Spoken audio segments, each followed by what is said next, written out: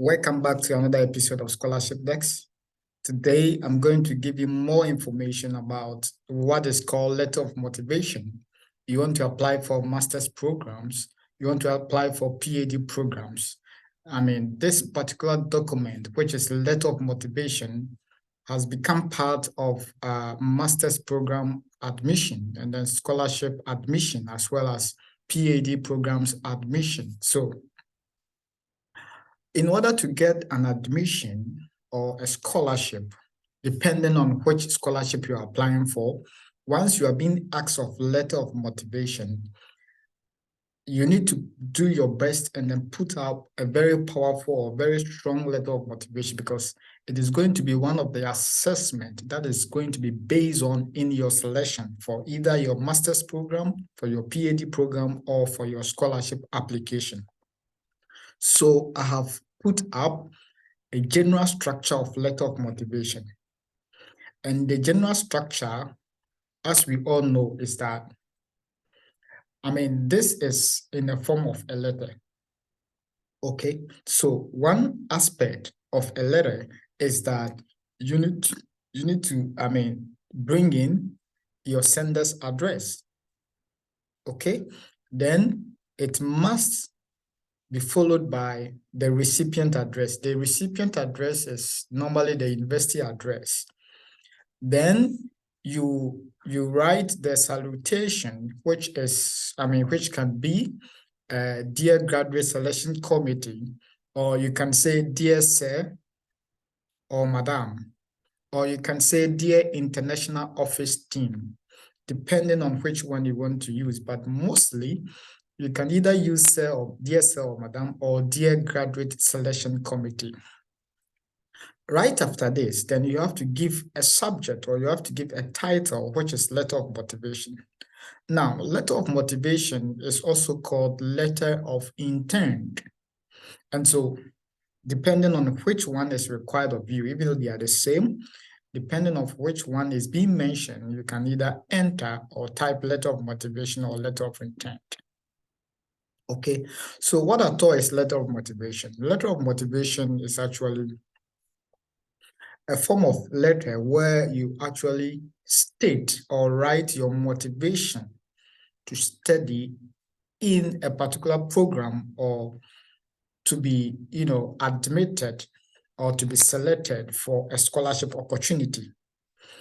So in the content of your motivation letter, you actually, first of all, need to introduce yourself.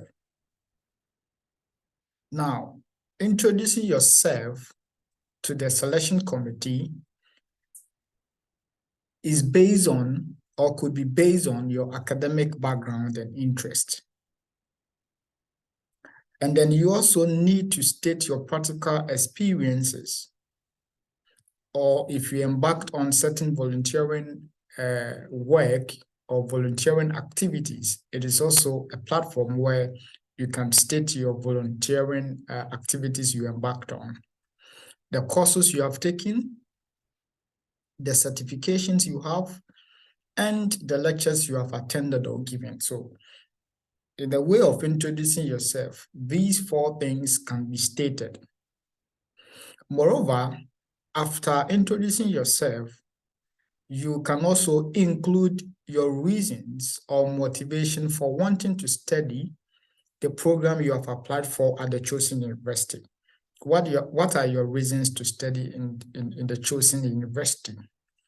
What at all, is in that program that you want to, get knowledge in. So your reasons for wanting to study in that program must be stated according to the field of program you are applying for. Now, it is also a platform where you can tell the selection committee what you hope to use the education for. Right after completing the program, what are you going to use your education for? For instance, when you return back to your home country, you have to give a vivid explanation of what you want to do. What sustainable contribution would you want to make after completing the program? You can also write about your previous study experiences. as well as any previous work experience, if relevant, that relates to the program you are applying for. So for instance, you are applying for Masters in Mathematics. Okay, so what have been your work experiences in mathematics? For instance, you have been a teacher in mathematics. For how many years? For how long? So you can state all these in there to prove to the selection committee that you actually have some kind of work experiences. Okay.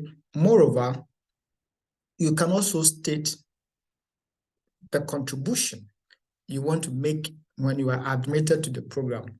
What contribution can you make at all when you are admitted to the program? So for instance, you have some kind of practical experiences. So when you are being admitted into that program, you want to bring on your practical experiences to work on already existing projects in the department, to improve on certain areas. So these are some of the experiences you can also mention. So apart from these things, you can also add one or two things you want to do. Then you can end up your letter of motivation. Then you are done with it. Now, you can, some of the questions you can ask is that, how long should the letter be? Now, how long should your letter of reference be? Depends on the university or the scholarship institute or the scholarship office. It depends on them. For instance, they can be specific that your letter should not be longer than 1,000 words, or 1 page, or 1.5 page. Now, if they give you this specific instruction on how long your letter of motivation should be, then you have to go strictly by it. Okay, if you refuse to do that, you may have 1 or 2 problems along the way in terms of your selection. So I will advise that you go strictly by how long your letter of motivation should be. Now, if this is not stated, then it depends on you to determine how long your letter of motivation should be. But ideally or generally, it may not be more than 1 page, because it does not matter how long you write, but how concrete you have built your point. So ideally you can make it 1 page or 1.5 page. So you have to take note of all these things. All right. Thank you, viewers, for watching.